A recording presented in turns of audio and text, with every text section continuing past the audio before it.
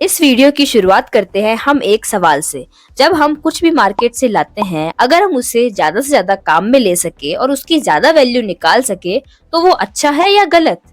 Obviously वो अच्छा ही होगा। इसी तरीके का प्रयास कर रहा है वंडर समाधान भी। जितनी भी जो प्लास्टिक की बोतल हमें वेन्यू से प्राप्त होती है, हम उसे स्टोर करते हैं और स्टोर करने के बाद में अभी तक तो जो हमने उसे ट्रेड किया था वो हमने रिसाइकलिंग के लिए ट्रेड किया था, पर हमें धीरे धीरे ये भी चीज पता चली कि ये बॉटल्स फिर से रीयूज के अंदर काम आती है। घबराइए मत, ये बॉटल्स फिर से पानी भरने में काम में नहीं आती। इन बॉटल्स के अंदर डिस्टिल्ड वाटर भरा जाता है, तारपिन, तेजाब जैसे एसिड भरे जाते हैं और इन बॉटल्स को काम में लिया जाता है। इस दौरान हमें यह बात तो पता चली ही कि रीयूज में ज्यादा फायदा है रेदर देन रिसाइकलिंग। रीयूज के लिए भेजने से हमें ज्यादा आय होती है और हम गायों की सेवा और अच्छे से कर पाते हैं। इसी के साथ साथ यह बात भी गौर करने लायक है कि अगर हम लोग इन 2000 बॉटल्स को रीयूज के लिए नहीं भेजते, तब भी तारपिन, तेजाब जैसे एसिड को भरने के लिए हमें बॉटल्स तो लगती ही।